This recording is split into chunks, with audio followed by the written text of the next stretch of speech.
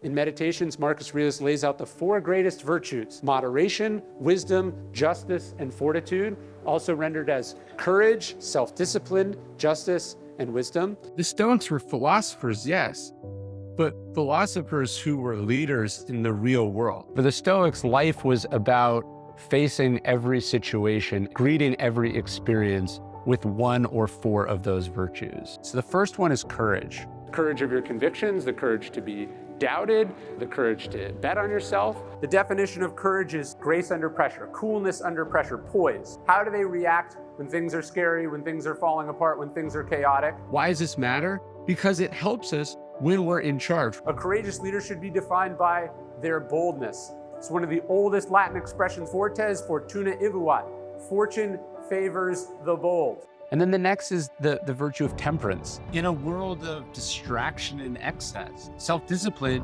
is a critical virtue. Stoicism could be summed up in two key words: persist and resist. So part of the discipline of perception is just removing your opinion about things.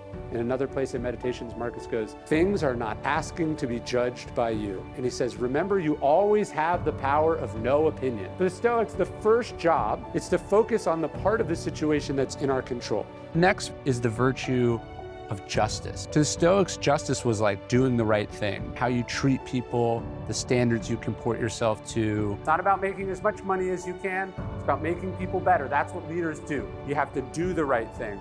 Marcus Aurelius in Meditations, he says, let's waste no more time arguing what a good man or a good leader is. Let's be one. When the Stoics are talking about justice, they mean it in the social contract sense of the word. Marcus Aurelius says, just that you do the right thing, the rest doesn't matter. The final virtue for the Stoics is the virtue of wisdom. It's how you understand what the other virtues are. If you're not availing yourself of all the wisdom that's out there from all the different schools and all the different lifetimes and cultures, you're choosing to instead learn those things by trial and error or not learn them at all.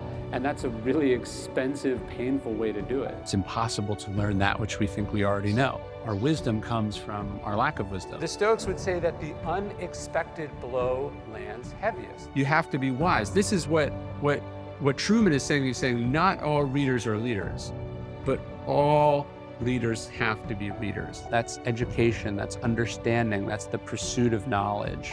You have to have wisdom to know when to be courageous. That's what allows us to know what cause is just or unjust. So without wisdom, all the other virtues are pointless. If we can cultivate these, a leader has everything they need to have a good and successful life. One of the translations of the word virtue is arete, or excellence. What the Stoics are saying is that the aim of life is to be excellent, to be everything we're capable of being.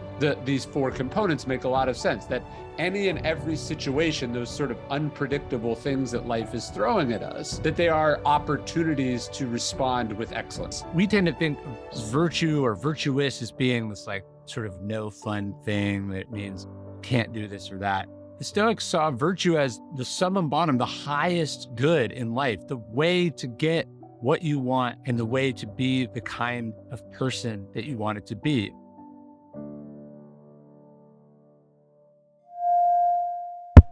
Vayner Speakers.